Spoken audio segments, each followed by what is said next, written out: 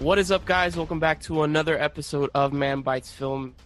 As always, I'm your host, Brandon. Joining me is the regular crew, Mr. William. Hello, everybody. I've switched it up this time, right? Because I always do Lewis first, right? If I'm not mistaken. Yeah, I think so. Hey, I caught you by surprise. And Lewis, of course, my lovely cousin. Yes, indeed. Back again. As always, guys, if this is your first time joining us, we are a movie podcast where it's just three of us and sometimes more people. And we talk about movies and have a lot of fun with each other. Right, guys? Oh, hell yeah. Yeah. More often than not, yeah. Sometimes we go into little feuds and we talk shit about people, you know. It's just all in good fun, though. As always, our first segment of the show is movie news, which is my cousin's lovely baby. So he's going to take this away. Oh, yes. All right. So now, the one thing that's on everybody's mind, what the fuck is Will Smith doing in Aladdin? What the hell?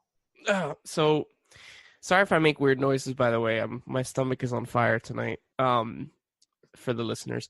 So I saw a picture of him. He looked normal, but then he came out and said that the majority of the movie he's going to be CGI and blue. So, what? Wait, yeah. So there's the picture of Entertainment Weekly, whatever, the magazine, which is on the cover. It's Jasmine and Aladdin and him in the back, and he's normal. But he has said that the majority of the film he's going to be CGI and he will be blue. What? Why don't they just put that in the image as the first look at it? I don't get that. Because this looks really off-putting, honestly, and it's not because it's Will Smith. It's just, I don't know. It's just odd. His placement. He doesn't. It looks too crispy. That I don't know. There's something about it that I'm not. Way of describing something crispy. It looks too clean for a genie that's been stuck in a bottle for God knows how many centuries. You know, it's like it looks too clean and crisp and too polished. Yeah. I don't know. I honestly, I'll flat. Oh, go ahead, William. Oh no, I was gonna say for a photo op picture, it is what it is. Aladdin kind of looks like he's wearing like a hoodie vest more than anything. That's where like the costuming is where I draw more my criticism from, I would say. Jasmine looks on point. I mean, Jasmine looks like they literally just copied Jasmine's outfit from the movie, although she looks more like a timid, scared girl than anything else. But if you look carefully at Aladdin, he I don't know. He looks pretty spot on. Why is he wearing a button-down shirt? Like, why isn't he like shirtless under his vest like the movie? Right? Like, that's where I'm talking. Like, I don't know. The guy is a street rat. He's literally a hobo. That's what I'm saying. It looks too clean and crisp for what it is. It's like, all right, dude, you're way too clean to be a street urchin. Like, Aladdin, Jasmine looks fine. She looks like a prince. But Aladdin, like, what the? No. Yeah. I agree. Both the genie and Aladdin kind of look off-putting. So I don't know. He reminds me of Sinbad. Yeah, good. I'm not the only one. Yes. I see it totally. Yeah. Oh my God! Like I'm looking at the picture right now, and I'm like, he looks like Sinbad, and it just now. I will say this: Disney has been kind of very good about these kind of like live action versions. So I don't know if we're just being hypercritical or we're just seeing the first images and this is not truly what we're going to see on screen. So take it with a grain of salt, guys. Hate me, but I've actually I don't think I've ever seen any of the live action Disney movies. They're Disney. Actually really good. I like Disney. They just, when they come out, like for instance, my favorite Disney movie is Beauty and the Beast, and the live action one came out like last year, or the year before that? Last year. And even then, like I looked at them like, oh, this looks pretty. Not gonna watch it though. I don't know. They never get me to watch them. I'm like, all right, that looks cool. Like Aladdin, I love Aladdin, the animated movie. I love it. Probably not gonna watch this movie. Lion King, could care less. You better watch The Lion King or we're done. I don't know. I'm not biased or anything. So this is the not tweet. He put this on Instagram from Will Smith. He goes, bam, first look at the genie, blah blah blah, and then he put in parentheses, and yes, I'm gonna be blue. Blue, da-ba-dee-da-ba-da. Please don't. No, yeah, William. No. All right. So now let's go a little bit serious on this one. Penny Marshall passed away at 75. Yep. Yes. Which didn't we mention Laverne and Shirley like an episode or two? Yes, we did. Last episode. That was last episode. Last episode, wow. Yeah. That's and incredible. Oh my God, she was such a big part of my childhood growing up. I was one of those weird kids that grew up watching like Nick at Night and stuff like that. So I saw Mork and Mindy, Mary Tyler Moore. Does it make me weird too? Then I don't know. Well, apparently, but Happy Days, all that stuff. So Yeah. So I watched all those movies that she was on, and obviously, besides the character Laverne in most of those shows, she was also in Mary Tyler Moore as well, a lot, prominent figure in there. And oh my God, The Odd Couple, so many different TV shows that she was on. The Bob Newhart Show, she was in there too. It's like a bunch of great shows, classic shows, and this lady's work was just phenomenal, and I really wanted to give a moment of respect to her before we start on the rest of the movie news. Absolutely. So some of the other things that are coming up, there's actually a huge first time ever lawsuit against HBO, Showtime / Charters, and they actually won the lawsuit.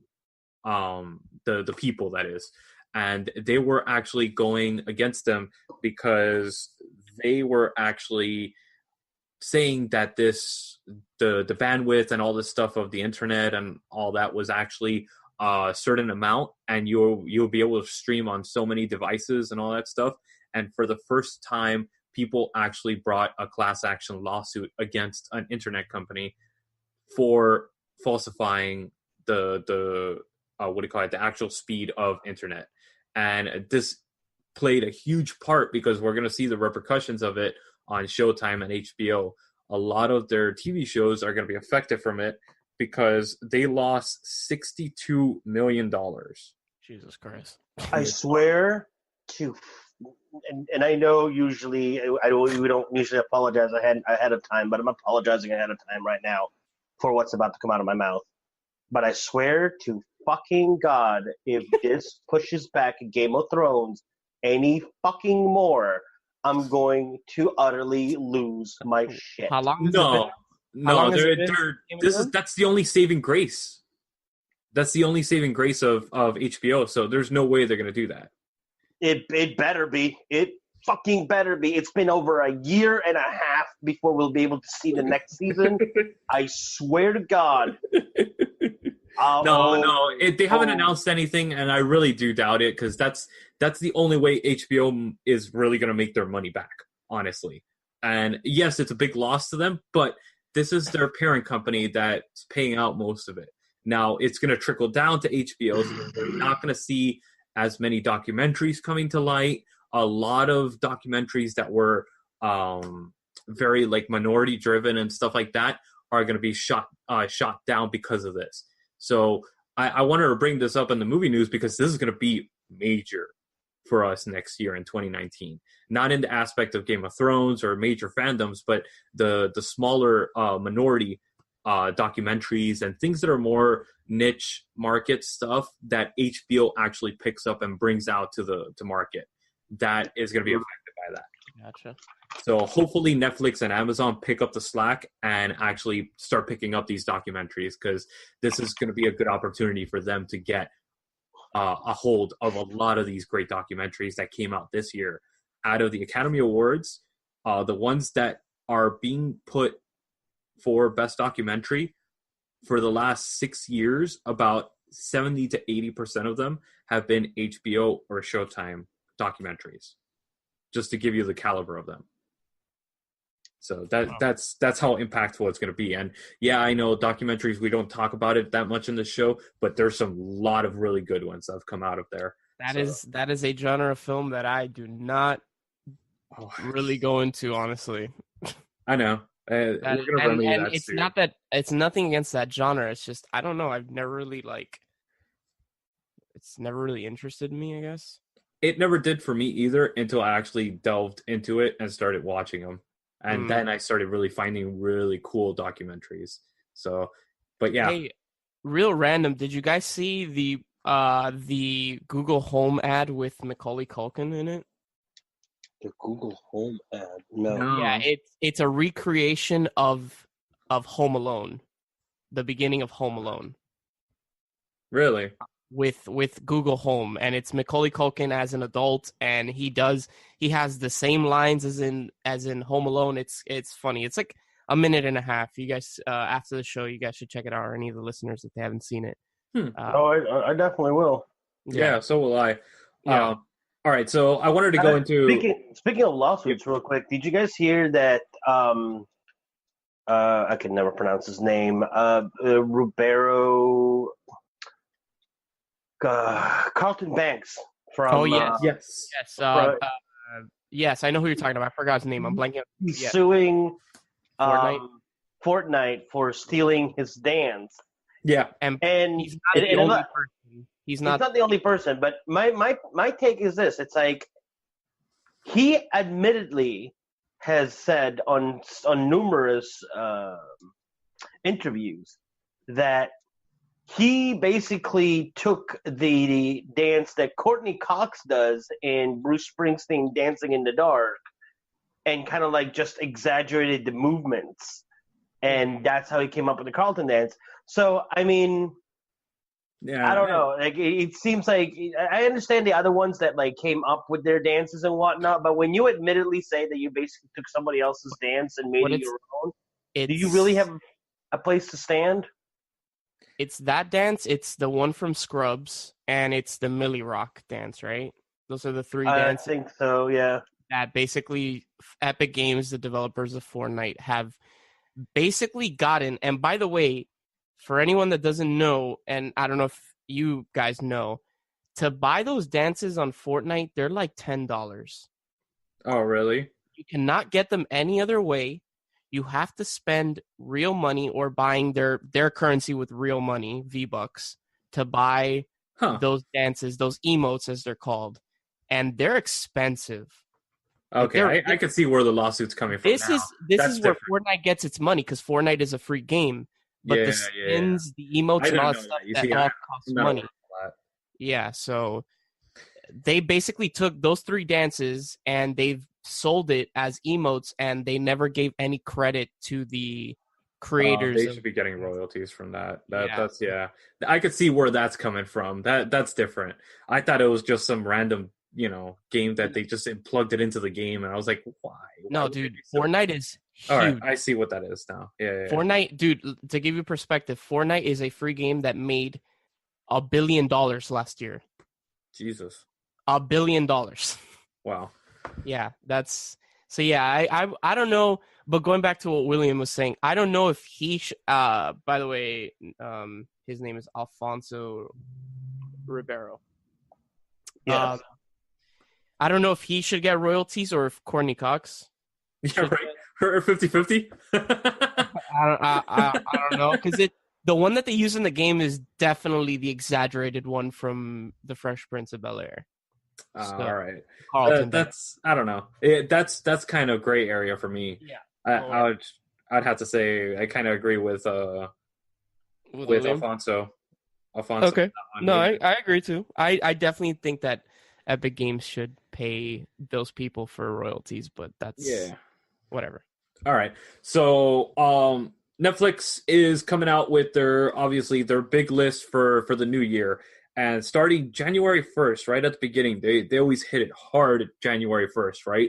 And they are doing Series of Unfortunate Events Season 3. The final one. Coming out. Yes. Holy crap, I'm like a season behind already. I didn't even realize Season 2 came out. Oh, whoops. Right? I'm glad I listened to the show. You're a part of the show, dumbass. Right. All right. So one of my, I really, really enjoy this movie a lot, and it's coming back onto Netflix. Is Across the Universe. I really enjoyed that movie, and I'm so. Oh, yeah, I have that on DVD. What was that? That was weird. What? You heard that noise, right? Or was that just me? No, I heard it too. I was like. So another one that's coming is City of God, which is a fantastic movie if you haven't seen that one. Mm-hmm. That is a phenomenal movie. I Know What You Did Last Summer. It's been a while since I've seen that movie. Oh my God. Good. It's good. I enjoy it. Yeah, if you like Scream and all those slasher films, it's making fun of itself. So yeah, exactly. And yes, 4 Indiana Jones movies are coming to Netflix. All 4 of them. 4 of them. Hey. Jay and Silent Bob Strike Back is coming. Pan's Labyrinth is joining the Netflix family finally. Pulp Fiction is joining in too. And one that we actually just talked about, The Dark Knight, is coming to Netflix. Nice. So is Watchmen and The Departed, which we are actually going to be doing a Man Bites Retro at the beginning of the new year of The Departed with another podcast host, which if you guys want to check that one out, that one's coming up soon. The Departed is fantastic. Oh, hell yes. It's amazing. So good. Monty Python and the Holy Grail is coming on the 2nd. Okay. Looking forward to that one. Yeah. The last part of the Godzilla trilogy, the animated version, is coming out on the 9th. You must be happy for that one. Oh, hell to the yes. And Solo, A Star Wars Story, which I thought was very good. That's going to be the way I watch that movie because I didn't want to pay money for it. Boom. He literally beat me to it. I'm like, I finally get to see the movie. I am paying for it. Yeah. Wow, mind you, I am probably the biggest Star Wars fan of the three of us. Or I assume I am. Yeah, no, I mean, like your Star Wars fandom is at the level of the otherness and exactly. Lord of the Ringness that we have. And honestly, when I saw Solo, I was like, no, no. The Force is weak. Hey, whatever, guys. No, the movie's really good. It's bad when they show a trailer like the first trailer is like 2 months before the movie comes out. You're like, there's something sincerely wrong with this movie. That they are afraid of showing it.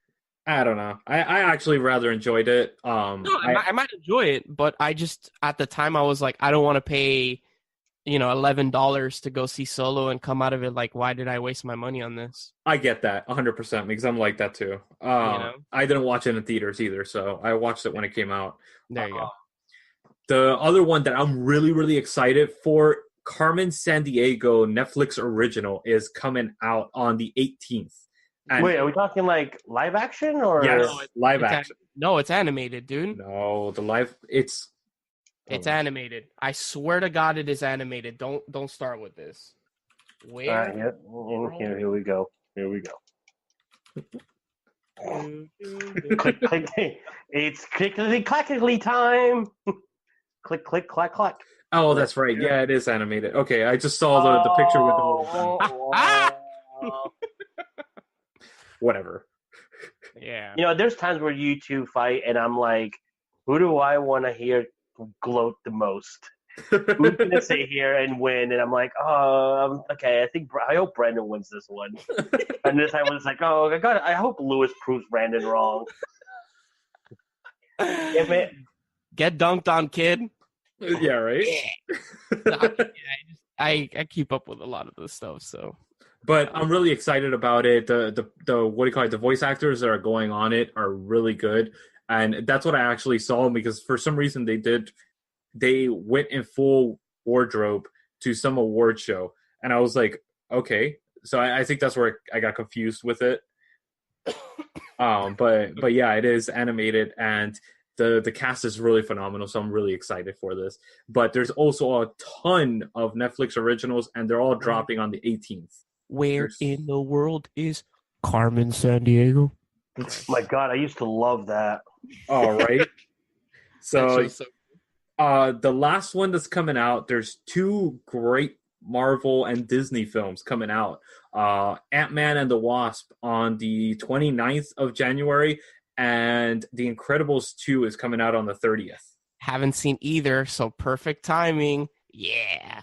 Yeah. So that wraps up the movie news. Oh, by the way, real random. I'm gonna add one to that movie news. Just a fun little thing. George Lucas has been named America's wealthiest celebrity. His net worth is $5.4 billion. That is all. Just want to bring that up. That's a lot of money. Real quick on Hulu. No, go ahead. No, and they say most of that is because he sold Disney to, he sold Lucasfilm to Disney for $4.1 billion. So that's where most of his wealth comes from. Yeah. Okay. Hello, neither of you were like, whatever, dude. Go, William. What's on Hulu? I was gonna say on Hulu there is Future Man is dropping at the beginning of January as well, season 2, which I watched. I binge watched season 1. It's actually it's a good sci-fi comedy. And The Runaways season 2 is dropping in January as well, which again another Marvel input. Is The Runaways that one? Yeah. Isn't Future Man the one where it's like a video game or something like that? Oh yeah, like he played a video game and he beat it, and so come to find out that it's actually real in some level, and so they go back and basically kidnap him from our world to try and save the past or the future, and now they're going to go into the future as well. I don't know. It looks fun. It kind of picks up where it left off. So okay. All right. Anything else? I'm sorry if I interrupted someone. Nope. Okay. All right, guys. Stay tuned after this quick little break, and we're going to come at you with our main review of the show, The Christmas Chronicles. Yes. I even watched the movie. Me too.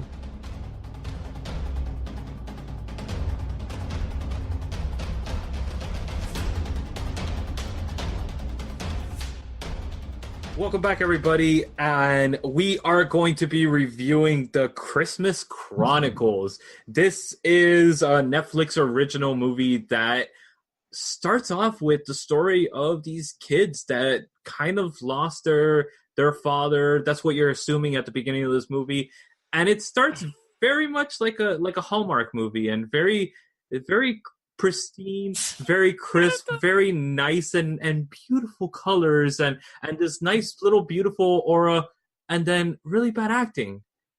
But then about 15 minutes in, you realize, holy crap, these kids got me hook, line, and sinker. And whoa. Can we stop here for a second? Yeah. Can we stop here for a second? Uh-oh.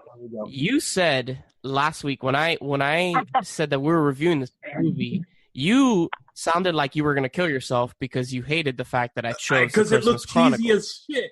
It looked cheesy as shit, and I honestly was pushing through it.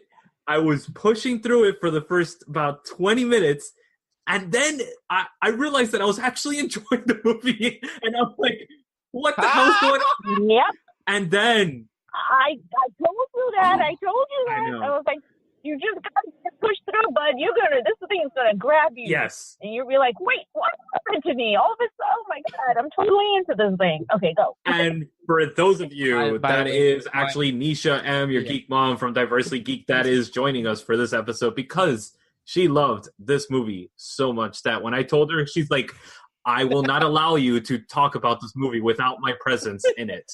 So Yep, that's exactly what happened. She strong-armed me. I called the mother, the geek mom card. That's what happened. I played it. That's awesome. And for those that don't know Nisha, when she pulls that card, you listen. I never listened to my mom, but I listened to Nisha more than my mom. That's kind of bad. But I'm not bad. I'm very good. All right. So, hey. Sure. So wow, you actually enjoyed this movie. I thought Kurt Russell was going to be horrible as Santa. And I'm not saying this sadistically or anything. I'm actually happy that you actually enjoyed this movie because I looked at the trailer and I was like, this just looks like a fun Christmas movie. And I wanted us to watch some things. We're in the month of December and Christmas is coming up. So I was like, oh, let's watch this. It looks cute, whatever. Kurt Russell. Kurt Russell was phenomenal as Santa. Dude. What? When he broke out in song in the jail, I lost my shit. Yeah. I literally lost my shit. That had to be the cheesiest moment. Oh, it was 100% cheesy. And I was literally just talking in last episode about Saving Christmas, breaking out into song, done so badly. Yet this one was done so good and so fun that it fit. And then it caps it off and has one of the coolest parts of the whole movie, Chainsaw Elf. Yes. Fat Chainsaw Elf. Oh, yeah. I was sold when I saw that guy. Oh. So much. Yeah. Elves are like everything. Oh, those elves were awesome. You know what I realized when I was watching this movie? At some point during the movie, because I had Jokey and Satish watch it, of course I did. I was like, you guys just really have to watch this. I realized, oh my God, if Santa was Santa, this was probably the Santa I would like to know. I love how he keeps comparing himself. He's like, I'm not that fat. What the hell? So he has like a fat complex. Does this look like is this look fat? Oh, it was glorious the way it was done. I personally really, really enjoyed the movie. How about you, William? And his North Pole to die for. I love that North Pole. Oh, yeah. How about you, William? Thoughts? I enjoyed it. I loved the elves. I loved how even as little screen time as they may get, they actually have quite a bit of depth by standards of usually elves are like background kind of characters. Yeah. But it's like the main ones all have like their own, not only do they have their own personality, but they took the time to give each elf their own look. They gave them their own language. I thought there were a few plot holes here and there that I was kind of like, but then I'm like, you know what? It's a Christmas movie. They usually don't. This is not by any means a beautiful mark in cinema or anything like that. This is not. It's not something that you would be like, oh, there's Academy Award darling. No, not at all. This is a fun movie. That's what this is. Yeah, no, I thoroughly enjoyed it. I loved my biggest, like, my favorite scene, funny enough, was at the very end when you find out, you get to see who Mrs. Claus is. Yeah. Which is actually Goldie Hawn. And I was like, oh my God. And then come to find out, the actor that played the father at the beginning of the movie is actually Goldie Hawn's son in real life. So it became like, people are like, oh, a Christmas movie, it's, they're family movies. This literally was a family movie because you have three members of the family. I mean, you were, what's her name? What's the daughter's name? I always forget her. The one that plays the little girl? No. The Goldie Hawn's daughter's name in real life. Oh, Goldie Hawn's daughter's name. Kate Hudson? Yes, Kate Hudson. Like, we were like a Kate Hudson away from having an entire family in one movie, which I thought, was a nice touch. The boy who plays Teddy, his last name is Hudson. So I meant to look it up to see if he was actually part of the family. The brother, you're saying, Nisha? Yeah, Teddy. The boy who plays Teddy. His last name is Hudson. So I was like totally meant to look it up to see if he was part of the family. No, his last name, the brother, his last name is Lewis. His name is Judah Lewis. Oh, he's Judah Lewis. The father, Oh, the father. Gotcha. Yeah, yes. Okay. The father is actually Goldie Hawn's son in real life. Okay, so that's the Hudson. Hey, it went by too fast for me. What can I tell you? Can we talk about where is Rudolph? Yeah. Right? I was waiting for him the entire movie. The entire movie, like, they say everyone Blitzen, Comet, Dasher, all that stuff. And I'm like, where's Rudolph, man? Like, I was waiting for one of them to show up with like a red nose, and I was like, "Oh my god, where is?" I'm pretty sure it was Rudolph? some legal issue that But they couldn't say Rudolph or something. It might have been something like that. I don't know. No, who owns the rights you'll to be the name Rudolph? Like, not Disney. Some of my favorite scenes is when he goes, when they go into the bar, and he starts like calling out everybody by their name and being like, "Didn't you want this?" And he like bribes the guy with the baseball card. He's like, "Yo, come on, give me your card, dude." And then the wife, oh my god, my girlfriend almost cried. The wife's like, "No, you're not going to trade in your car for a baseball card." And he's like, "Don't you know what this is worth?" And she's like, "It's worth nothing." And she tears it up. I'm like, "Oh my god!" I cried a little bit when I saw that. I cried. I was like, it was really sad how cynical everybody was. Man, they were so not just skeptical; they were cynical. I love like the waitress. Yeah, I was hoping he'd go back and give her something. She never got anything, and she was so nice. Oh yeah, that. I was about to bring up the waitress. Like, the waitress is the only one that's like, wait, this guy has to be real. This can't just be a joke. Oh, but I love the way that he kind of like, and then, all right, hold on a second. We got to talk about the bag, the freaking TARDIS bag, because I lost my shit when I saw that. I was like, oh my god, that is beautiful. Okay. Beautiful. How about before you get to the bag, right? Yeah. Because like the entire story has this and yes, leave it to me to be the person to bring this up. So the entire story has this undercurrent of grief and loss. Yes. And then what do we go through how do we deal with that? And how do we internalize it, which is what Teddy does, and then how do we find a way to be able to find ourselves? And I think they do it so damn brilliantly in how well they have this underlying story where you realize at the end, oh man, Santa planned it all. At least you think he did. And you think Santa planned it all. So I don't know. Maybe you guys saw it that way, but yeah, okay, cool. I was wondering if anybody else saw it that way. So now he says it. I think at the end he gives Teddy his hat and he's like, "Didn't you need this?" And he's like, no, I never needed this. Exactly. Yeah. And I was like, the whole time, even in the jail, I'm like, damn, he could have left anytime he wanted to, and he never did. He just stayed there. So I was like, okay, this is because, for the kids.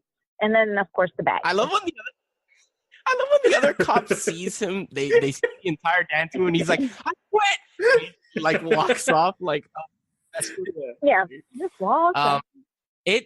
That hit home, like the whole sequence with their dad, like at the end when Teddy, when he puts up the my god, that's the ornament and sees his father, because like I lost my mom. It's been 6 years, and like it's something that hits home. I'm like, I wish the holidays, and she passed away in December, so it's it's kind of I think about her during this, and then it's the holidays and all that stuff, so I definitely feel the same as Teddy, wanting to see my mother one more time or something like that. So that scene hit home a little bit. Yeah, it definitely struck a chord within me. It teared me up. If it didn't tear you up by the end of that movie, that one scene in particular, you're inhuman, because that's wow. I'm still so happy that you enjoyed this movie. Like, you have no idea how happy that makes me inside. For some odd reason. I was not expecting it. I was such a skeptical asshole going into it, and he was. Oh my god! I loved it. It was so fun and so good. This is going up there with Polar Express for me for the holidays.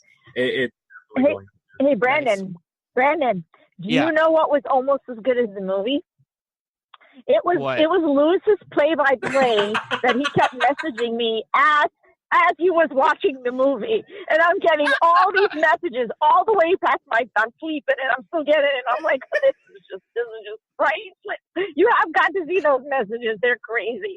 He's like, oh my god, and this happened. Oh my god, and this happened. And I'm like, yep, I told you were gonna like it. Yeah, sorry, it was hilarious. It was super fun.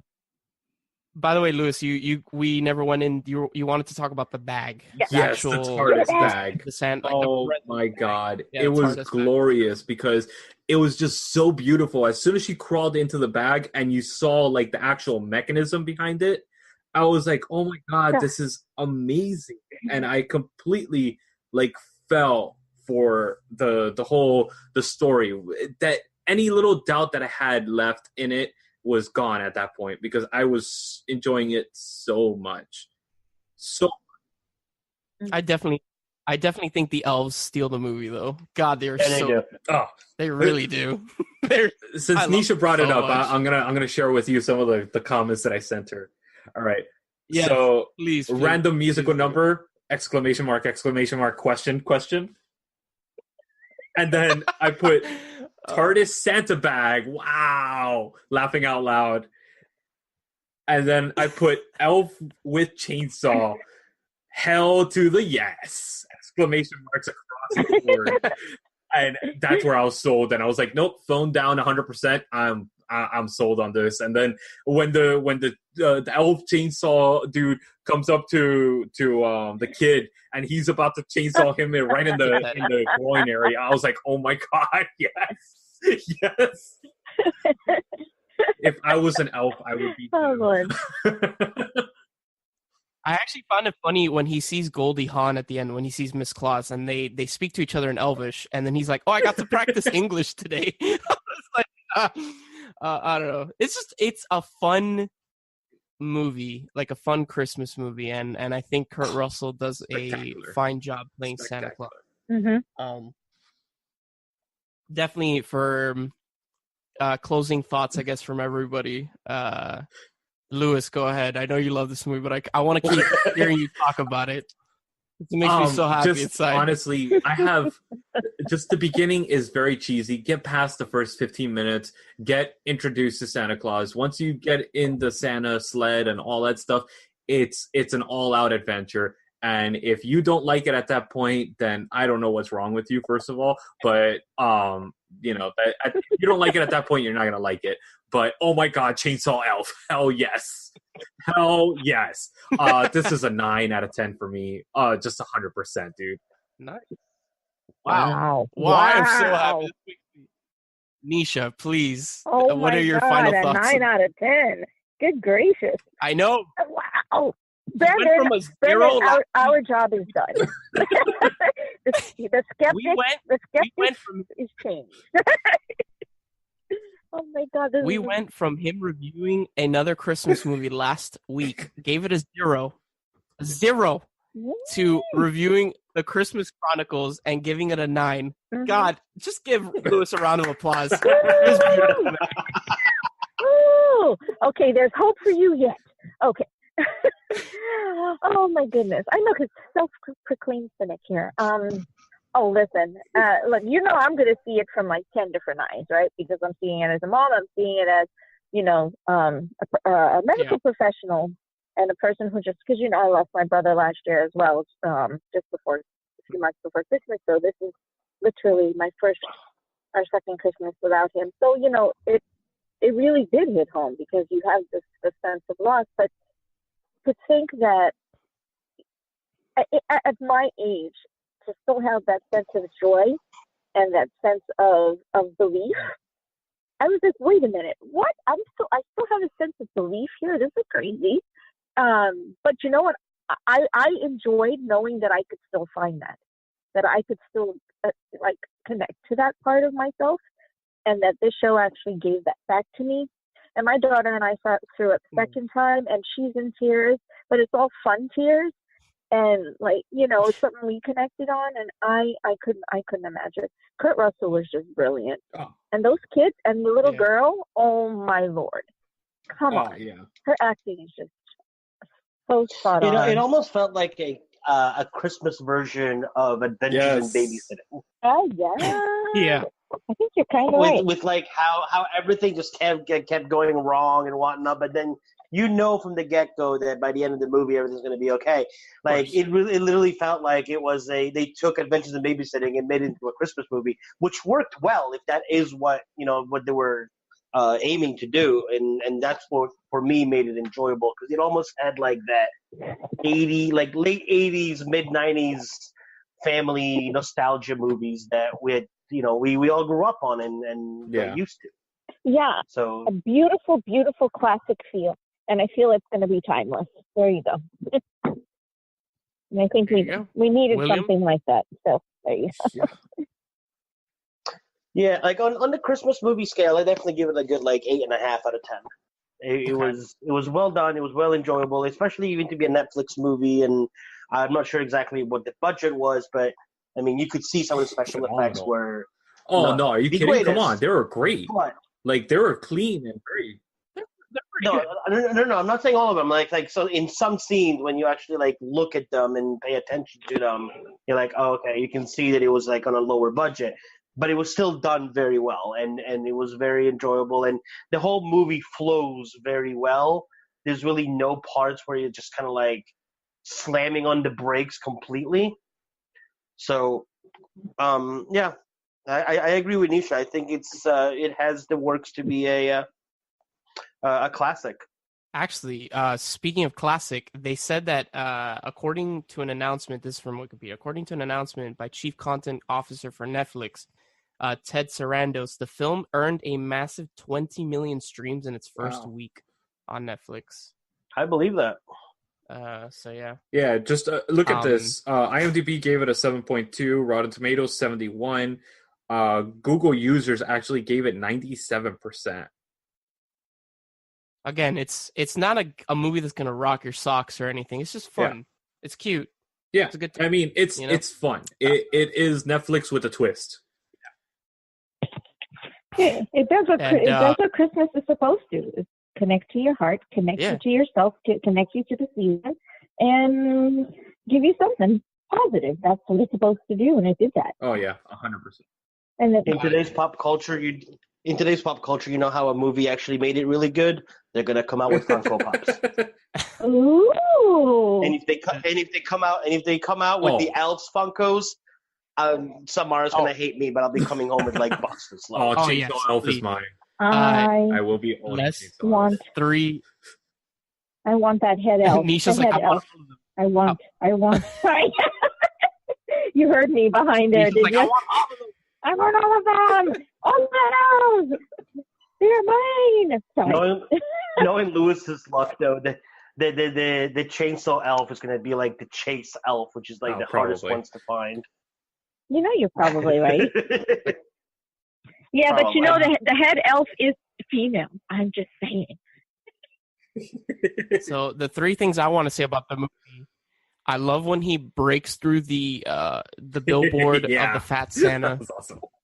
B, I love when he finally says ho ho ho. When he says ho ho ho at the end, that's amazing. And third of all, why does the mother not find it weird that her children have gotten strange presents that she did not put under the tree? Yeah, I just found that funny. I actually because her mother, the mother was on the believer list, so their mother knew that Santa was real. Oh, that's true.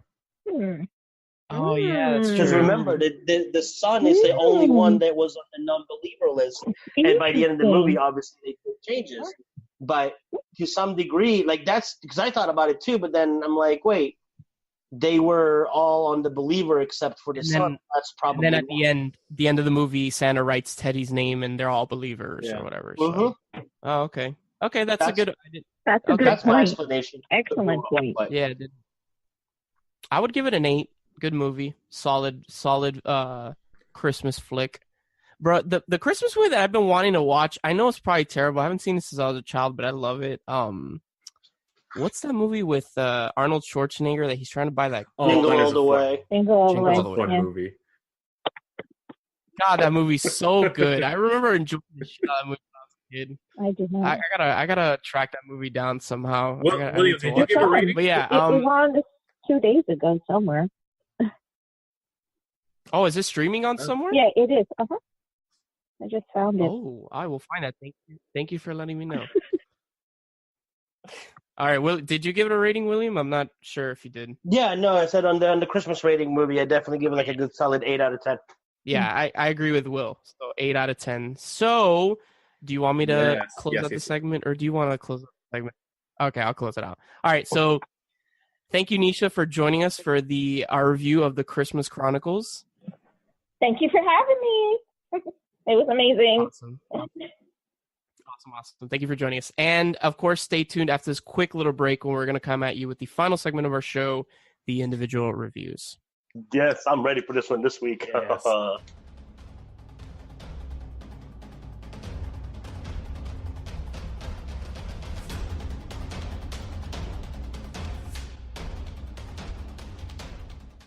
right, guys, welcome back for the final segment of our show, the individual reviews. I'm going to be going first this week, and I'm going to be reviewing a movie that caught my eye at the beginning of this year, but unfortunately I'm poor and I don't go to the movie theaters a lot because movies are very expensive, especially if you like movies a lot and you want to go a lot. So around the time that A Quiet Place came out, I was hearing about this film that I'm reviewing, which is called You Were Never Really Here, which stars Joaquin Phoenix. Have you guys heard of it, both of you? Yes, I've heard of it. Okay, so it premiered at the let me find this before. Yeah, at the Cannes Film Festival on May 27, 2017, but it didn't come out here till almost a year later in April. It came out here. And the movie got a 7-minute standing ovation at Cannes. That doesn't take much. All it has to do is be pretentious and be really, really against capitalism or about social justice or what else? Or just very, very, very, very pretentious. Mind you, there is a 15-minute standing ovation for Tree of Life. That movie was extremely boring and horrible. Tree of Life. What was Tree of Life? I forgot the name of the director, but he's this very pretentious director that's just god awful. It has no plot, no real drive to it. It's beautiful, yeah, but that's about it. 15-minute standing ovation to it. Get the hell out of here with that. No. So, You Were Never Really Here stars Joaquin Phoenix. He's honestly the only recognizable face that you're going to see in the movie. Maybe his mom. Let me find her name. Judith Roberts. No, you guys probably won't know. If you see her face, you'll probably recognize her. But whatever. He's literally the only recognizable person. And basically, he is they never really say, but it is implied that he's a retired FBI agent that was in the armed forces at one point, and he's real fucked up. My man has PTSD up the butt, and basically he's a hired gun who searches, basically goes to find little girls that have been kidnapped and are being sex trafficked and all that stuff, and he goes and he kills the people that have kidnapped her, and he returns her to her parents or whoever, hired him to do this. And basically the movie is he gets hired by this politician that says that his daughter has been kidnapped by this brothel, and he goes in there and he proceeds to, like I said, kill everybody and get her out. But it's not really how it seems, and I won't go more into in depth because then you'll spoil the movie, and I don't know if you guys would like to watch it or the listeners. I've been wanting to watch this because the director actually directed We Need to Talk About Kevin, and that movie, if you haven't seen, is phenomenal. And I was very hyped up about this until I heard certain reviews from certain people that I really respect. You were hyped about You Were Never Really Here? Or Yeah. Okay. No, We Were Never Really Here. And they completely destroyed the movie, and I was like, oh. So I'm waiting. I was literally waiting for it to come out on one of the streaming networks. It's on Amazon. It's on Amazon Prime. Yeah, I'll probably check it out now. They have the distributing rights in the U.S. for it, so it'll be on there. The movie's good. It's enjoyable. It's a short film. It's an hour and a half. But it does have, like we were saying, it does have those pretentious, like, I'm an artsy film, so I'm super pretentious, and like the first 20 minutes, like nothing, absolutely nothing happens. Like it's one of those where it just takes a bit for it to like really start going, and once it gets going, it gets good. Joaquin Phoenix is incredible. I love how you just like you almost get a running start when you say his name. Joaquin Phoenix. You make sure that you get that in there in case, like, it's not Joaquin enough. Joaquin Phoenix. Wow. If I ever meet him, I will make him listen to this part right here. Like, bro, you need to hear how my friend says your name, because either he starts like a Joaquin or he just calls you Joking Phoenix. Look, honestly, it's probably the Hispanic in me, since I'm Cuban and his name is of Hispanic descent. It's like I need to say Joaquin. Joaquin. Joaquin. He honestly, I think he's a phenomenal actor. He is. In anything, like I'm in this movie. God, I love him in Signs so much. Swing Away, Meryl. And I'm super excited to see him playing Joker. His portrayal of Joker. But yeah, he looks. I mean, after Leto. That's all I'm anything after Leto looks fantastic, right? Yes, indeed. Seriously. But definitely there are some, like, what I enjoy about this movie is, like, man, my man seems like the very few action sequences, if you would like to call them something in this movie, they're brutal. Like, my man is brutal. Yeah. I'm definitely going to be checking it out now. Yeah, and there's one scene in particular when he's in his mom's house that, like, I don't know, like, I was like, damn, there's some good-ass acting in this.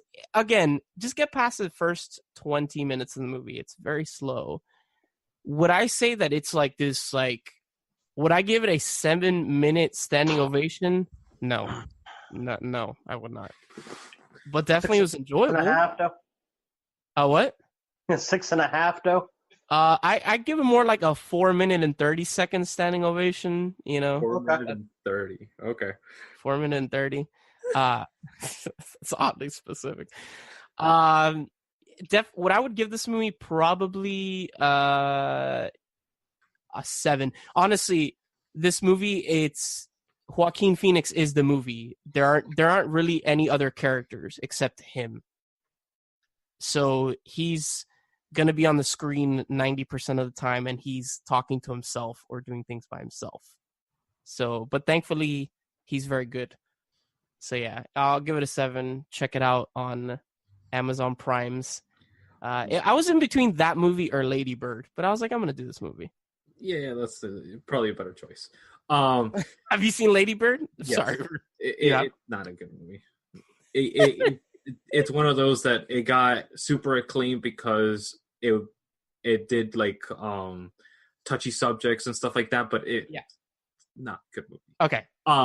It has no character building and stuff like that. But anyways, I'm not going to be reviewing Lady Bird.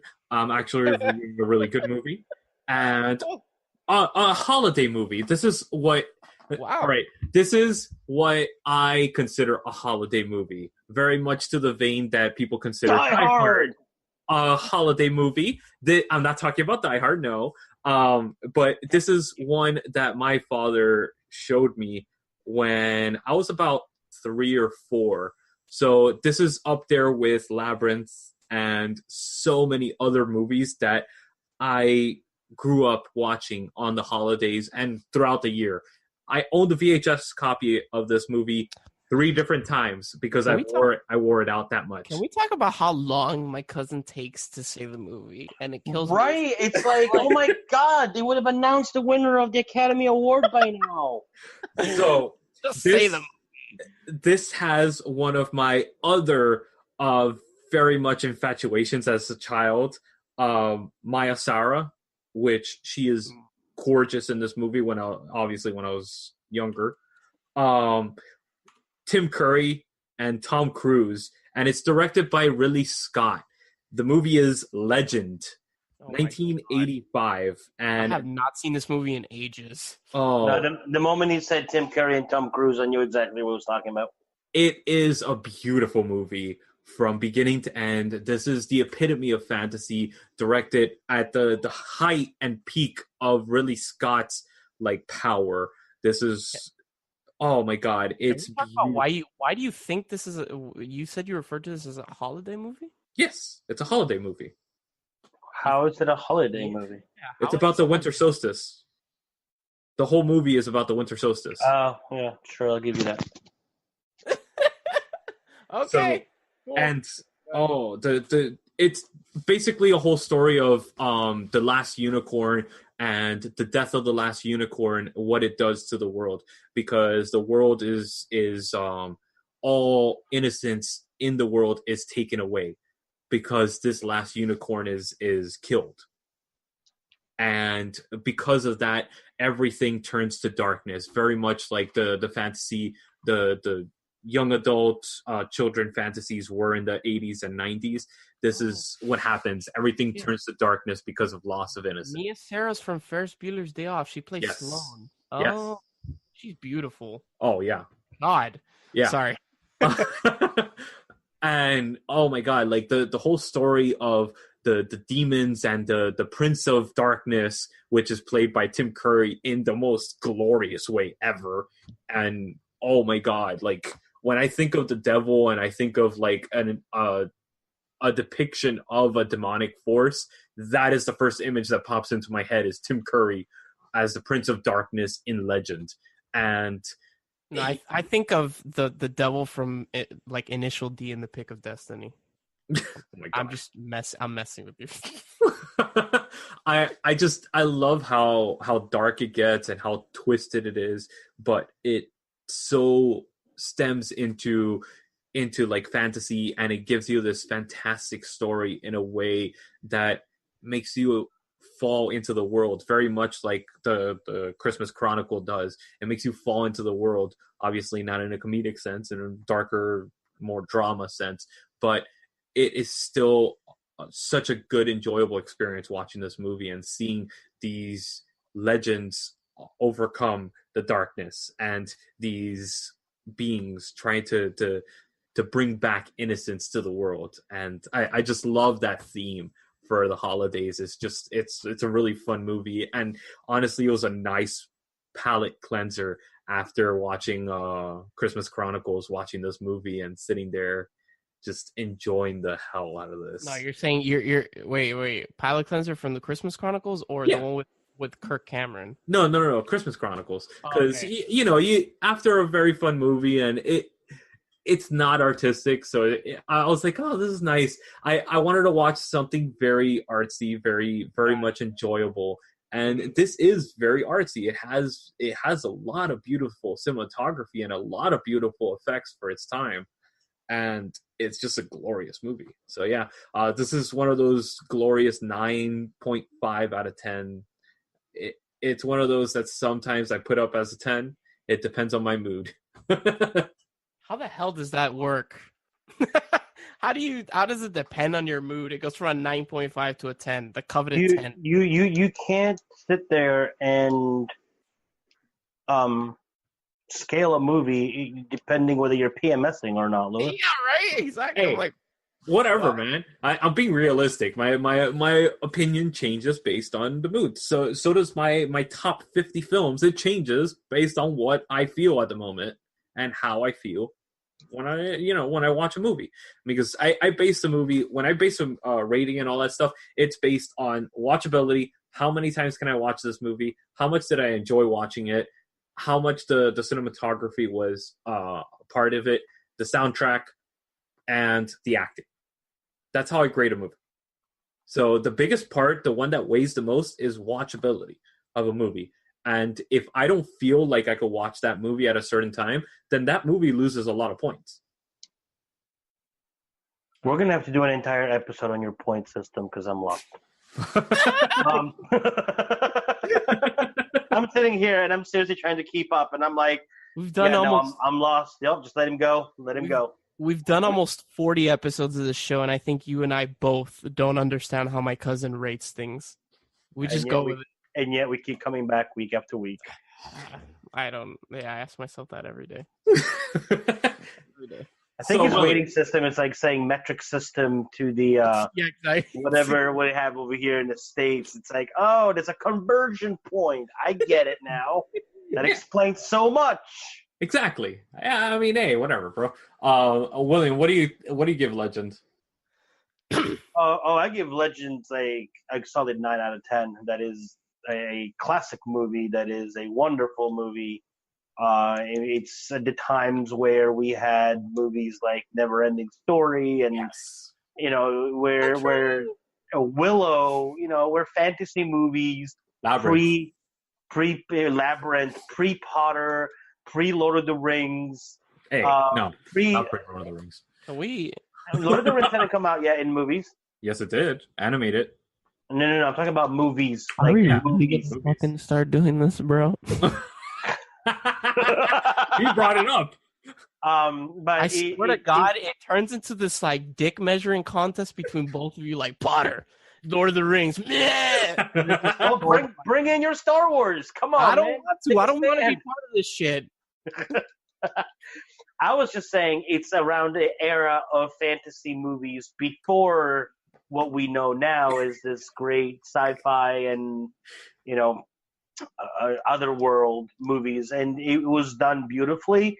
I mean, it stands as a classic to this day without even second thought. Yeah. So, close to perfection, absolutely. And I mean, Tim fucking Curry. Yes. Enough said. Right.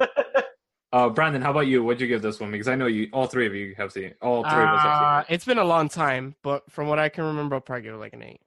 It's been an extremely, extremely long time. I should definitely watch that movie again. I just don't know where I can watch it. And it's streaming on Amazon, by the way. Oh, thank you. There you go. I'm on Amazon right now. Aren't you glad you listened to this show as well? I'm glad that I'm a host and I'm just part of it sometimes. I'm here, All right, William. So how about you? What did you see this week? So I, because luck likes to shine their lovely face on me at times. Oh my God, what? No. No. I'm sorry. I'm looking at something else. Oh, man. Focus. I am on focus. Okay. I'm stopped. Focus. I got my, Amazon, my friend's Amazon Prime started working again, which carries both HBO and Stars. So the moment I realized I had Stars, I binge watched American Gods. How was that show? It is phenomenal. It is beautifully made. It's for those that don't know, it's basically in a nutshell, but there's a lot more detail, obviously. In a nutshell, it's the old gods versus the new gods. And when I say the old gods, there are representations, and usually when people do a show or a movie about certain mythology, they tend to stick to one mythology, whether it be the Norse mythology or Greek or Egyptian or whoever. This one incorporates so many different ones into one show. Like Mr. Wednesday, who's the main character, he's an aspect of Odin, which we all know is an old Norse god. But nice. Then you have Chernobog, which is the Slavic god of darkness. You have the Slavic sisters, the Zoria sisters, which represent morning, evening, and midnight stars. You have Mr. Nancy, which is a trickster from African folklore. Mr. Ibis, which is the representation of exactly the Egyptian. Mr. Jacquel is Anubis, again Egyptian. Easter is also represented, which is a Germanic goddess. Nice. You have Mad Sweeney. He's an Irish god from an Irish story. Whiskey Jack, another one. Uh, they have Gwydion, which is a Welsh trickster god. They literally have a character called Low Key. I'll let you guess which one that one is. Oh my god. Exactly. Horus is one. I'm literally at the end of. I'm in the middle of watching the season finale, which is only 8. They only finished one season so far. Season 2 starting pretty soon, and it's only 8 episodes, and they're an hour each. So it's not like you're going to be sitting there and having to catch up, hour after hour after hour. And now they just introduced a pagan goddess as well. Nice. So exactly, and the new gods, the 3 main new gods is Technical Boy, Media, and Black Hats. And obviously, Technical Boy, it's basically it's the difference between the people of old that worship the gods and the people of new that worship, technology. But the cast also is, I'll have the page ready. American Gods. I've heard that it's a phenomenal cast, and I've been trying to watch this show too. It's one of those things that I'm waiting to get a membership of Showtime on Amazon Prime, but I have to have time for it. So I'm like, all right, I have to have time, and then I'm going to binge watch the hell out of a bunch of Showtime shows. And I'm waiting for Shameless to come back.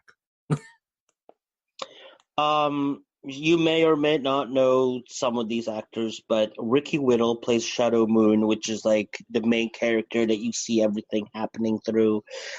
Crispin Glover plays Mr. World. For those that don't know, his main title role was Marty McFly. He's the guy. He's Marty McFly's father in the past, in the original Back to the Future.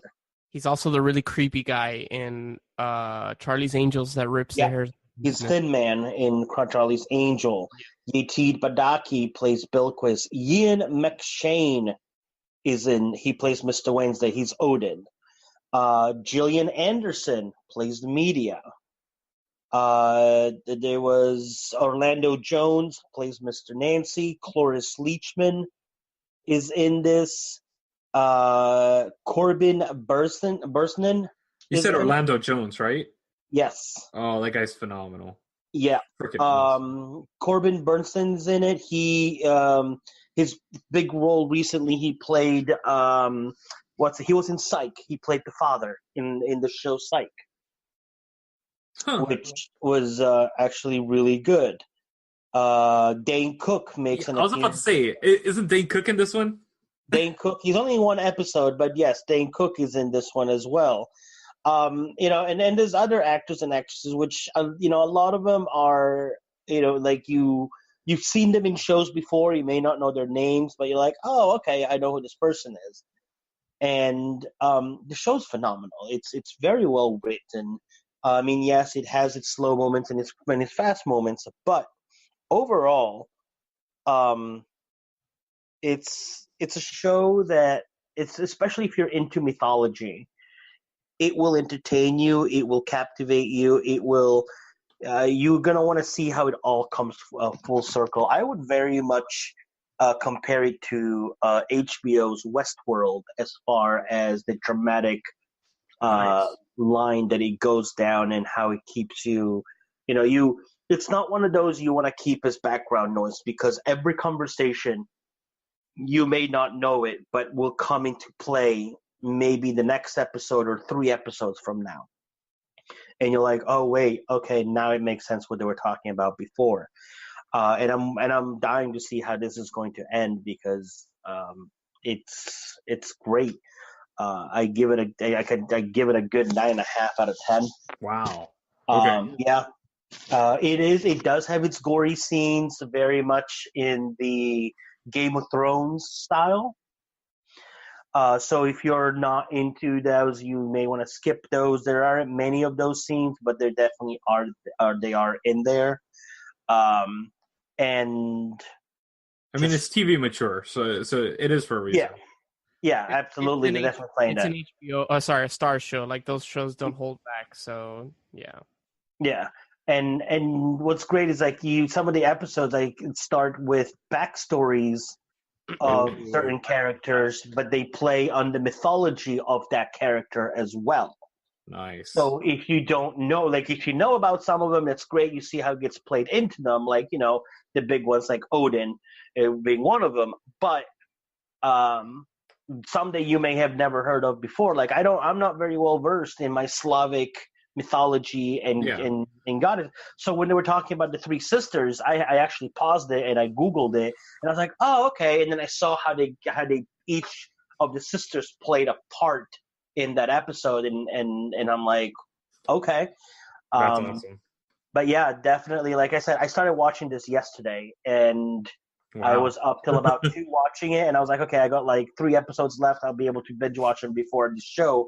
Time constraints. I still got to finish the season finale, but I am definitely looking forward to season 2. My only downside, March 10th. Sweet. Because then I'll be able to watch both Game of Thrones and this one with Westworld right on its heels. At New York Comic Con, they actually rebuilt 2 of the sets right outside of the Javits Center, which were very well done. And I'm only sad that I wasn't able to get into the show prior to New York Comic Con, because I think that I would have enjoyed seeing those sets a lot more than I already had. So nice. But yeah, I definitely highly recommend this. That will be going on my list. Yeah, definitely. And I know that it's on Stars, and not everybody may have Stars or access to it.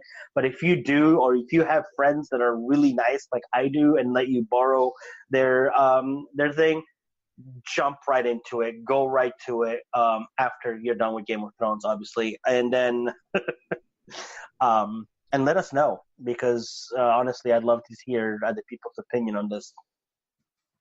Yes, definitely. Awesome. So, yeah, go ahead. Now, I get to choose the movie for next week for us to watch, but we're doing something a little bit unusual this week.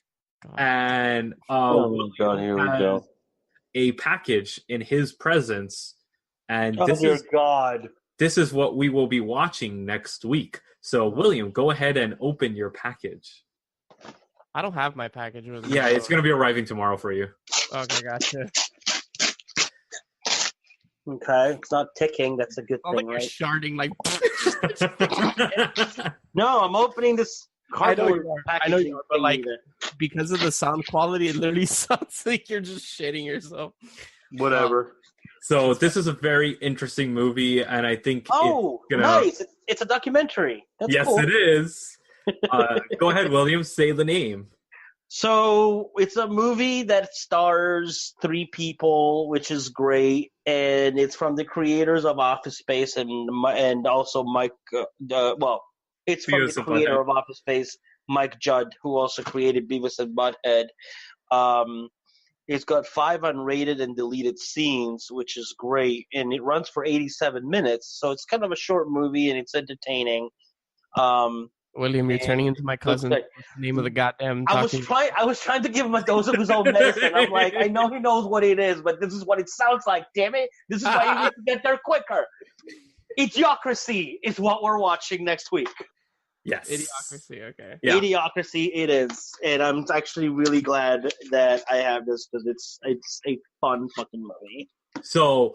Next week, we are going to be doing a politically charged episode because of this. So, oh, dear God. Anybody that is not willing to listen in on a political debate, we will be posting up an alternative episode for you to listen to. So, in that case, you could listen to something else. But I recommend that you join us for this movie, because it is going to be phenomenal. And awesome. It's something that you will definitely not want to miss. Also, we are going to be hosting a competition, basically, and not a competition, a giveaway. Sorry, and I was like competition. No, wrong word. Everyone's got to fight. All our listeners got to fight each other. Let's go.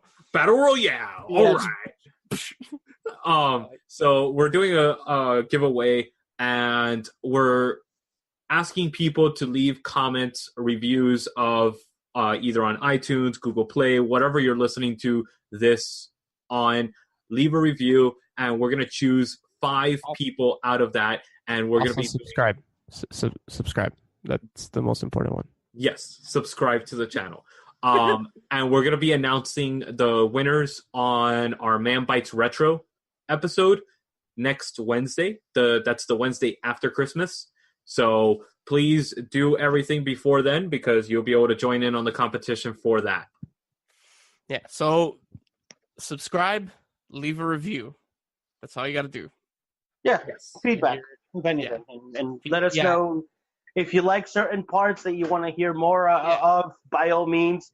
If you think that maybe we should cut back on certain parts, let us know, because we're here for you. We're here to entertain you. And if we're not doing that, then we're not doing our job right. If it's negative, it's negative.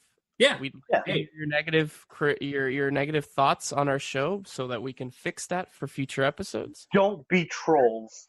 Yeah, don't be trolls. Like, don't be negative to be negative. Exactly. But if you honestly don't like a segment that we do or something, let us know. We'll take it into consideration. We'll work on that to make it better for the listeners. Because at the end of the day, we don't do this just because it's fun. We do it for you guys and all that stuff. So, and we hope that you. I want to throw a little thing in there, because you guys are always harassing me about dragging on the introduction. What do you guys think about doing the introduction the way that I do it? Does it really bother you guys that much? And let me know your feedback on it, because I want to do it. Oh, like not saying the movie, like dragging it on? Yeah. Okay, yeah, that's fine. God. Clint Eastwood took less time to announce the wrong movie than Lewis did to announce this movie. On that note, thank you, William. You're welcome. Thank you, Lewis. Thank you. As always, I'm Brandon, and we will see you guys on the next episode of Man Bites Film. See you later.